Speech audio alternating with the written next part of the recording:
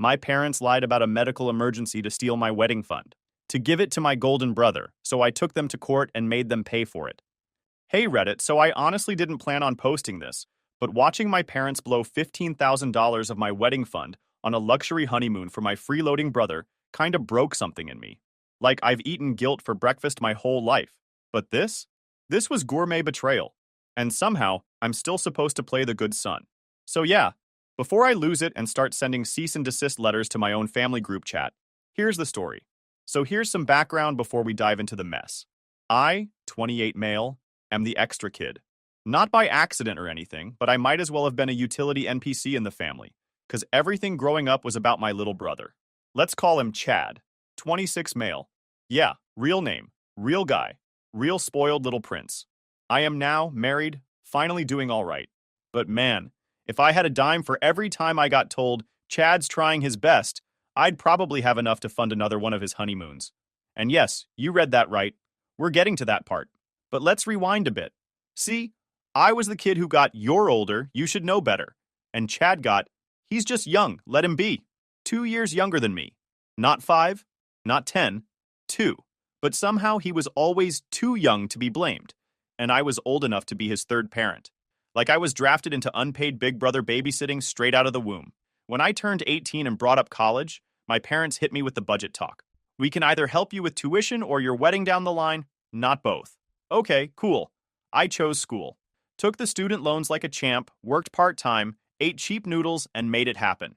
Guess what Chad picked when he turned 18? Trick question. He didn't pick anything. They just gave him both. Full tuition paid, plus a car upgrade at graduation because he needed something reliable for job hunting.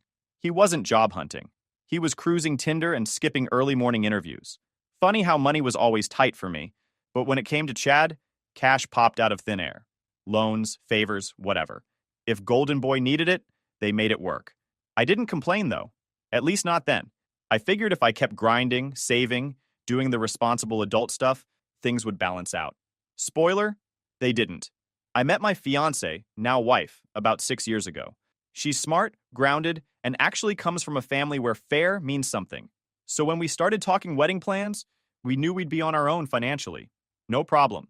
I'd been saving ever since I landed my first real job in IT support. Not flashy, but stable, and with my frugal lifestyle and zero help from the bank of parents, I'd built a $15,000 wedding fund over 5 years. We both love the beach, so the idea was simple.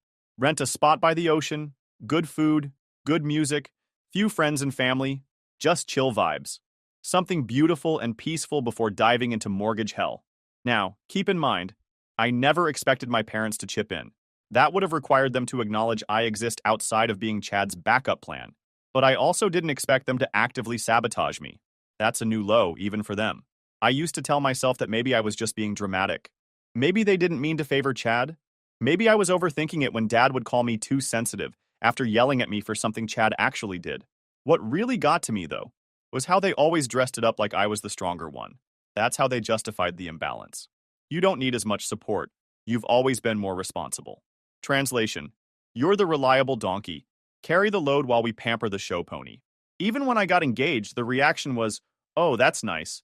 When's Chad gonna settle down?"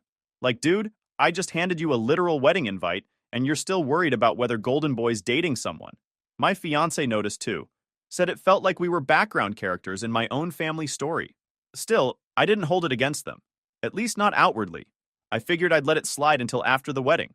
Maybe once they saw me walk down the aisle, they'd finally see me as more than the family's tech support and emergency driver. Chad proposed to his girlfriend after a year and a half of dating?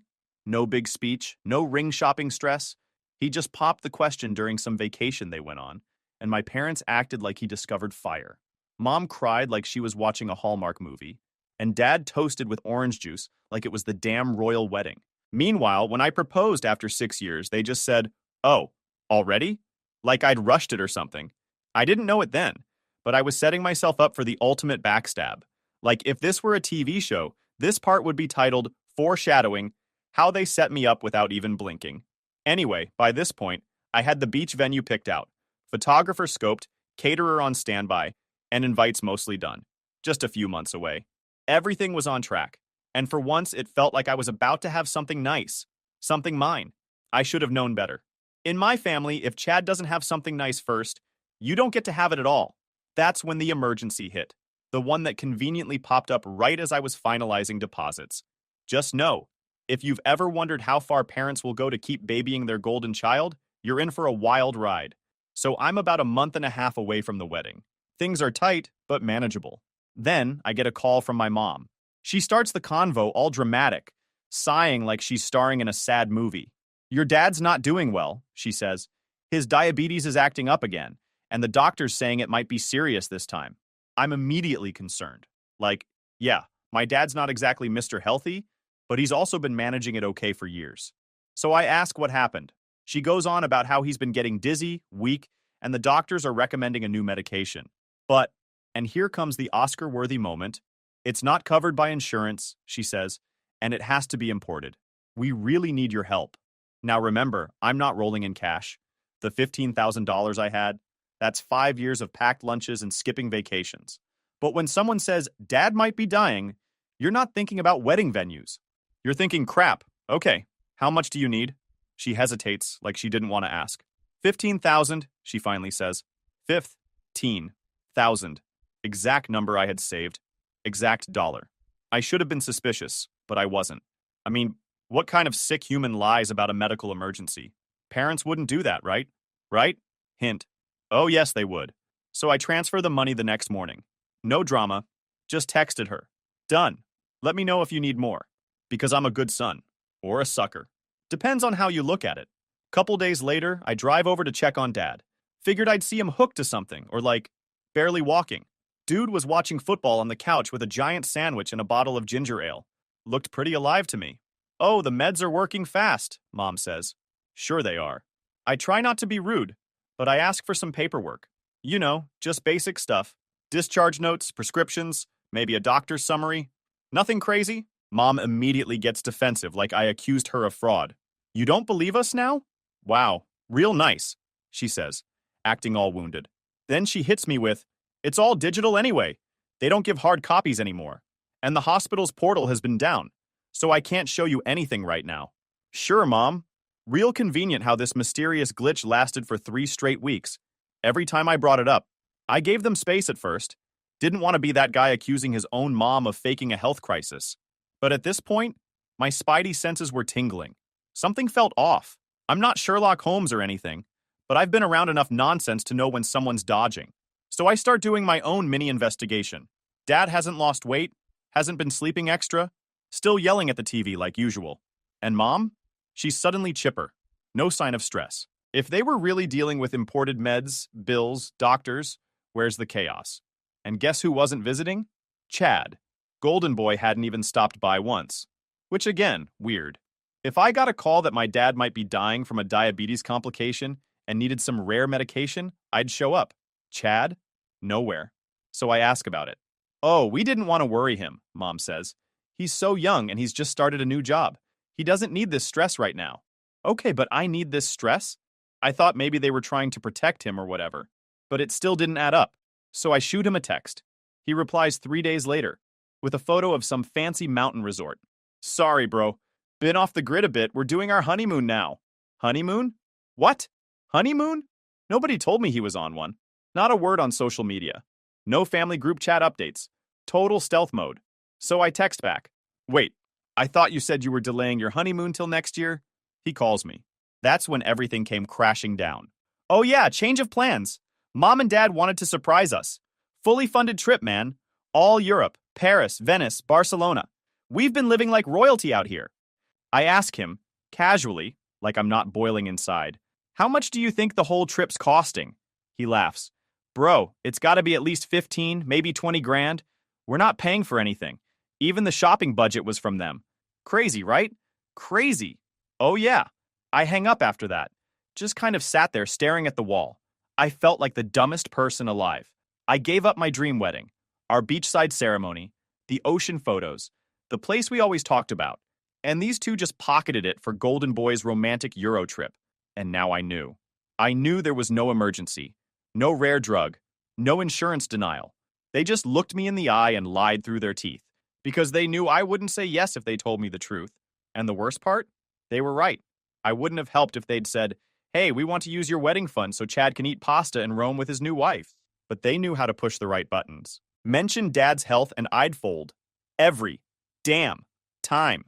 That's when I decided I was done being the strong one. Done being the reliable backup plan. If they wanted to treat me like an ATM, I was about to show them what happens when the ATM locks the account. I didn't text. I didn't call. I got in my car, drove straight to my parents' house, and walked in like I was holding a damn subpoena. My heart wasn't even racing. That part had passed. I was in that dead calm zone where the only thing left to do is burn the whole thing down and watch. They were in the kitchen. Mom was chopping veggies like she was on some cooking show, humming like she hadn't just wrecked my wedding fund. Dad was reading something on his tablet, probably checking his retirement investments with my money. I dropped my bag on the counter. So, Chad's honeymoon. Pretty nice. Europe, luxury hotels, shopping sprees, all covered by you two, huh? Mom looked up like she just saw a ghost. Dad slowly lowered his tablet. "Oh, he told you?" she said, like this was some minor surprise party I accidentally found out about. "Told me everything. Said the whole trip's gonna cost about $15,000. Weird coincidence. That's the same amount you borrowed for Dad's emergency treatment." I used air quotes. Real dramatic. I wasn't holding back anymore. Dad just stared at me. Mom tried her go-to move, acting offended like I'd just accused her of stealing cookies from a bake sale. "You think we lied to you?" she said, full fake shock. "How could you even think that about your own family?" "Oh, I don't think it. I know it," I said. "I gave you my entire wedding fund. No hesitation. Because you said Dad was sick. And guess what? He's not. He's fine. The only emergency here is your parenting." That's when the floodgates opened. Mom went off. "We had no choice. You wouldn't have given us the money if we told you the truth." "Exactly," I snapped. "That's why it's called lying." She kept going. "Your brother's been going through a lot. He's been so low he barely smiles anymore. His job is killing him. The honeymoon saved him. He needed this." I just stared at her. "You don't get to buy someone's happiness using someone else's life. That trip was supposed to be my wedding." Dad finally said something. "Look, I know this doesn't look great, but you've got a good job, right? You're young, healthy, got your own place, a fiancé. You'll recover. It's just money." I swear I almost laughed. "Oh, I get it. Since I worked for years to save that money, it magically matters less." Meanwhile, Chad sits around whining about commission checks, and you hand him a European honeymoon like he's some war veteran. "You're being dramatic," Mom muttered. "Dramatic? Number, I'm being clear. You lied, you stole, you wrecked my plans for a wedding I spent years dreaming about, and you didn't even feel bad. You just hoped I wouldn't figure it out." Mom put her hands on her hips like she was about to ground me. "We're your parents. You don't speak to us like that. We sacrifice so much for you." "Really?" I said. "Please, enlighten me. What exactly did you sacrifice for me? You made me choose between college or a wedding. You paid for Chad's tuition and his wedding. He gets everything handed to him. I get lectures and guilt trips." "That's not true," Dad said, but even he didn't sound convinced. "It is. And here's the deal. Either you pay me back before the wedding, or you're not invited." I'm not joking. I'm done playing along like this is normal. It's not. You stole from me. You'd actually keep us from your wedding? Mom gasped. "If you weren't my parents and pulled this crap, would you expect an invite?" They went quiet. For a second, I thought I got through to them, but of course I didn't. "We can't pay it back all at once," Dad said finally. "It'll take time. We can do installments." "I don't want payments. I want my wedding fund. You knew when I needed it. You chose Chad instead. So now you can stay home and look at the pictures when they go up." "You think she'll marry you if you treat your family like this?" Mom snapped. "Do you really want to start a marriage full of bitterness?" I looked her dead in the eye. "No, I want to start it with boundaries. That's what this is." I turned around and left. Didn't slam the door. Didn't scream. Just walked out while they stood there like I just pulled the plug on their vacation package. When I got home, my fiancé was waiting. I told her everything. She didn't even get mad. Just nodded and said, "Screw the beach. Let's do something they can't touch." We called her aunt that night. Booked the backyard and the guest house. Quiet. Intimate. Private. No guests from my side. No chance of drama. I didn't tell anyone else the date. Didn't post anything online. The only people who knew were people we actually trusted. It wasn't the wedding we planned. But after that night, I realized something. Weddings aren't about showing off or pleasing people who don't deserve a seat. They're about starting your life with the one person who gets it. And I wasn't letting my parents poison that just so Chad could keep riding first class through life. They made their choice. Now it was my turn. The day after I nuked the bridge with my parents, I didn't feel regret. I didn't even feel relief. I just felt done. Like a switch finally flipped, and I was looking at everything for what it was. No more mental gymnastics to justify their crap. No more hoping they'd treat me like their son instead of a walking, talking emergency fund. My fiance and I spent the weekend reworking every plan. The beach wedding? Scrapped? Deposit lost? Whatever. Cheaper than therapy. We didn't cry about it. We pivoted. Her aunt had a farmhouse just outside the city. Not Pinterest perfect, but big enough for a small crowd and way more peaceful than any overpriced oceanfront spot. Plus, her aunt was the kind of woman who hated BS just as much as I did. When we told her the story, she didn't say, "I'm sorry." She said, "Good. You're cutting the leeches early." Legend. We agreed to go full stealth mode. No announcements, no social media, no invites to anyone remotely tied to my side of the family. My parents were officially blacklisted. Chad, too. Not that he'd notice. He was still floating around Europe with his new wife, probably taking selfies next to fancy fountains and bragging about how well-deserved their trip was. What got me the most wasn't just the money. It was the fact that even when caught, they didn't apologize. Not once. Not even a half-assed, "we messed up." Just entitlement and excuses. He needed it more. You'll recover. It's just money. They didn't get that it wasn't just cash. It was my future they hijacked. My trust. My plans. All that effort I put in while they were busy throwing money at Chad like he was some broken toy they needed to fix. Anyway, with the venue switched and the guest list sliced in half, we went into full DIY mode. Her cousin handled photography. Her aunt baked the cake. We borrowed chairs, set up lights, got the food catered by a local soul food spot that didn't cost an arm and a leg. And the vibe? Way more authentic than any five-star hotel ballroom could ever be. Funny part? I didn't even miss the fancy stuff. I missed the idea of it, sure. But the reality of it?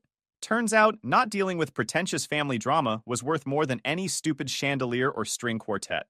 What really set the tone, though, was what we did with our vows. We wrote them separately.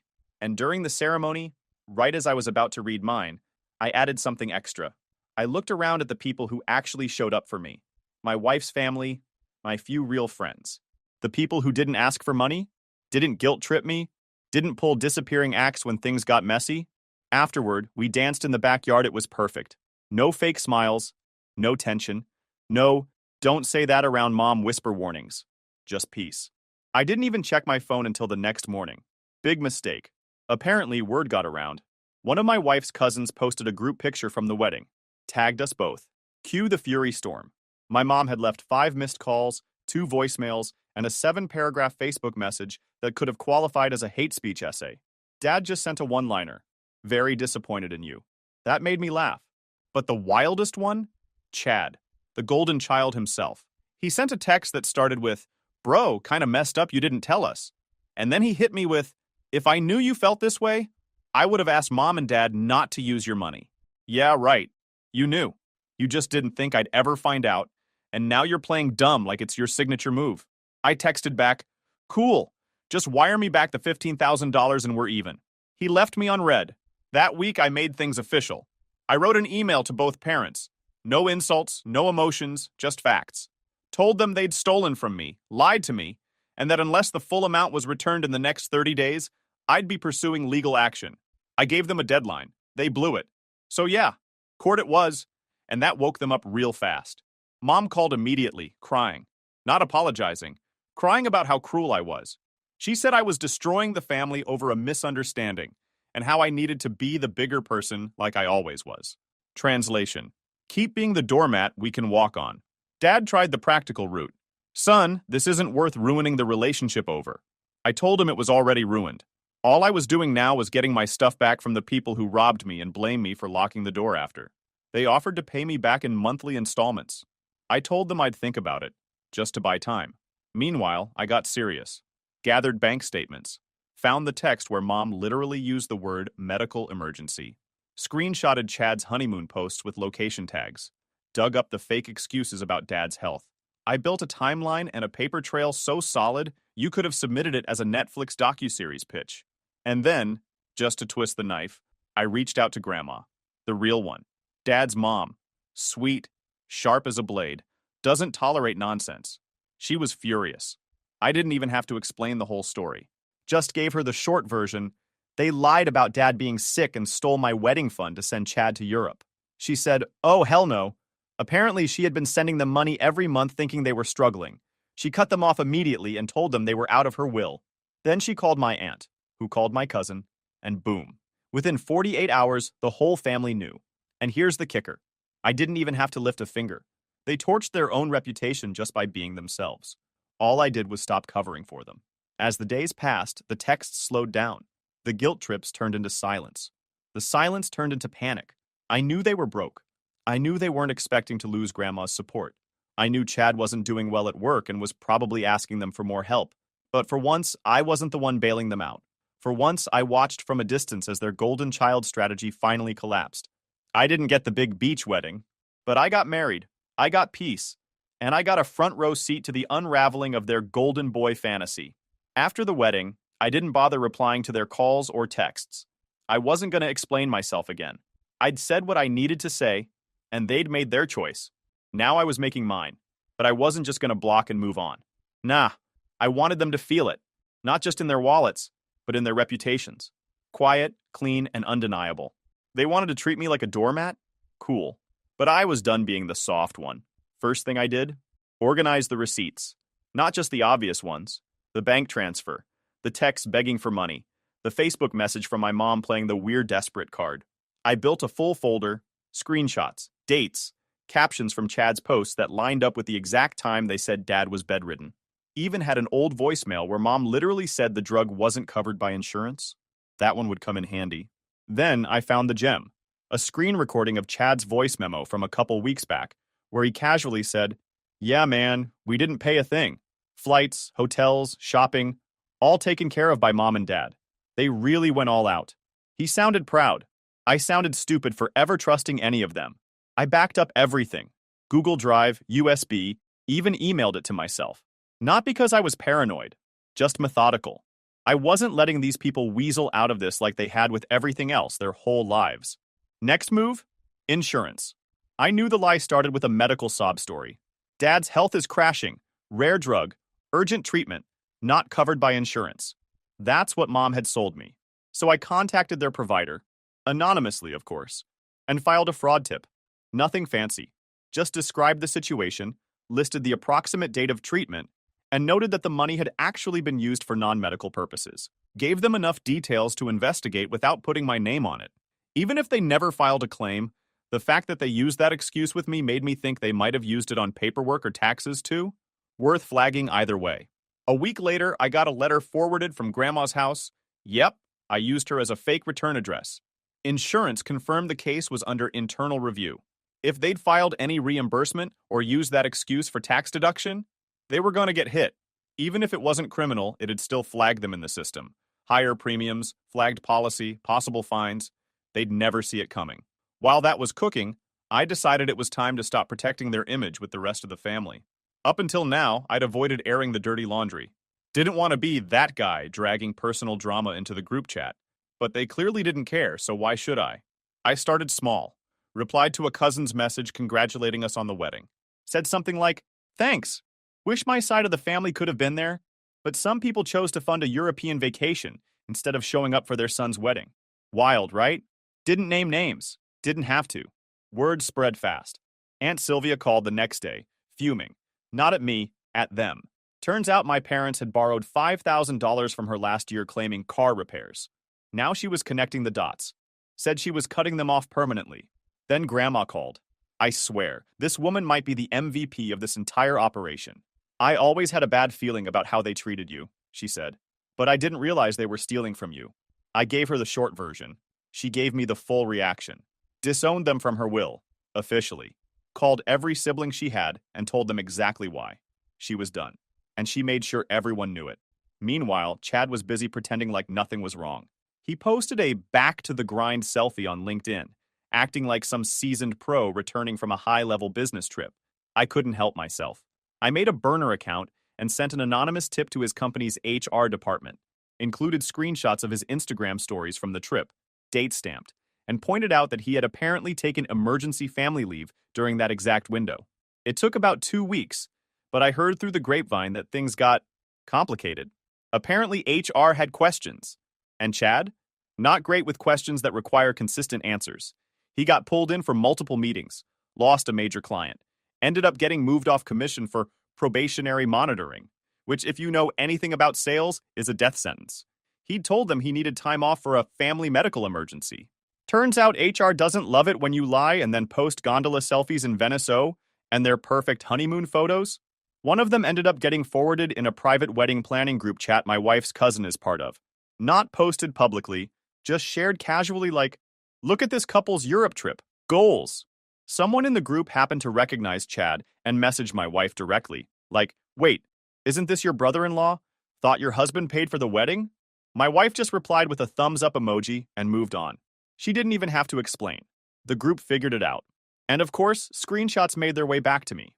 Nobody said anything publicly, but let's just say a few people stopped following my mom's Facebook pretty quick after that. At this point, my parents had fully realized they weren't controlling the story anymore. I wasn't the obedient, quiet son they could guilt into silence. I was the one with receipts and a working printer. So when I filed a case in small claims court, they didn't even act surprised. I filed for the exact amount they took, $15,000, plus $300 in filing fees. I attached every single piece of documentation, clean, organized, no emotional rants, just facts. A week later, I got a reply email. They wanted to resolve this privately, offered me $4,000 and a sincere apology. I didn't even respond. Instead, I posted a message on my socials, very calmly, very publicly. Never feel bad for holding people accountable, especially when they've spent years avoiding it. Boundaries aren't disrespectful. They're self-defense. They saw it. I know they did. My mom messaged my wife asking if we'd forgive and forget. My wife left her on read. And me? I'm just sitting back, watching their carefully curated image fall apart piece by piece. They wanted to make me feel guilty for cutting them out, for not inviting them, for making them face consequences. But here's the thing. I didn't make this mess. I just stopped cleaning it up. And now, they were neck deep in it, with no one left to call for help. I wasn't finished yet, not by a long shot. The courtroom wasn't fancy. No epic music, no TV drama lighting, no smug lawyer in a three-piece suit. Just me, a stiff chair, and a judge who looked like he'd rather be anywhere else. But honestly, it was perfect. This wasn't about theatrics. This was about consequences. Finally. My parents sat across from me, looking smaller than I'd ever seen them. Dad was in one of his dusty old blazers, the one he only pulled out for funerals and guilt trips. Mom clutched her purse like it held her last shred of dignity. No Chad, obviously. He was probably too busy pretending he still had a job. The case was straightforward. I presented the bank transfer, emails and texts from my mom asking for money for Dad's treatment, screenshots of messages referencing the fake medical emergency, a copy of the voice memo from Chad casually bragging about the fully funded honeymoon, printouts of social media posts from the trip, date stamped. It was boring. It was airtight. They tried to fight it, of course. Dad stood up and gave some rambling speech about family misunderstandings and how sometimes good intentions come out wrong. The judge cut him off. This isn't about intentions, the judge said. This is about what was promised versus what was delivered. And your son delivered $15,000 under the assumption of a medical emergency. Then came Mom's turn. She cried. Actually cried. Not a single tear landed, but boy did she perform. He's turning on his own parents, she said, looking at me like I was a traitor instead of the guy she scammed. We've done everything for him. Everything? I almost laughed. The judge gave them a look that said, "Are you kidding me?" 10 minutes later, he ruled in my favor. Full amount, $15,000, plus filing fees. Payable within 60 days or they'd face garnishment. I didn't smile. I didn't gloat. I just nodded. Quiet. Calm. Let them feel it. Outside the courthouse, Mom chased after me. "We're family," she said, grabbing my arm. I turned to her, and for the first time in my entire life, I didn't filter a damn thing. "You lied to me. You stole from me. And you didn't even say sorry. You're not family. You're a liability." She gasped like I'd slapped her. I walked away. My wife was waiting in the car. She didn't say anything, just reached over and held my hand. That silence felt better than any "I told you so." 2 weeks later, I got a certified check in the mail. No note, no apology, just the money. Even their final act was transactional. And that was that. I didn't block them. I didn't message them either. I just faded out, quietly. No more updates, no photos, no holidays. I became a ghost, the kind that haunts with absence. Chad tried to reach out once. He texted me, "Hey man, can we talk? I think we all messed up." I replied, "Nah. You coasted, they lied. I paid. We're not the same." He didn't reply again. Word eventually got around that he lost his job. Company restructured after HR flagged him for abusing leave policy. Funny how karma has perfect timing. I wasn't even mad. It felt like the universe handled that one for me. My parents sold their car, then their vacation timeshare. I heard they tried to apply for a personal loan and got denied. Sucks when your financial safety net has a spine now, huh? Meanwhile, my wife and I took our postponed honeymoon, fully funded by the court win. We didn't go to Europe. We went to a quiet island, no fancy tourist traps, just us, the beach, and no one asking for handouts. One night, while watching the sunset, she turned to me and said, "Do you regret cutting them off?" I didn't even think. Nope, I regret not doing it sooner. Because here's the thing. It wasn't about the money. Not really. It was about respect, about being treated like I mattered. And when people, even your own parents, show you over and over that you're just a backup plan, eventually you stop showing up for them too. I didn't get the wedding I planned, but I got peace, I got clarity, and I got the last word, without even raising my voice. And honestly, that was better than any beachfront ceremony. The only thing I wish I'd done differently, charged them interest,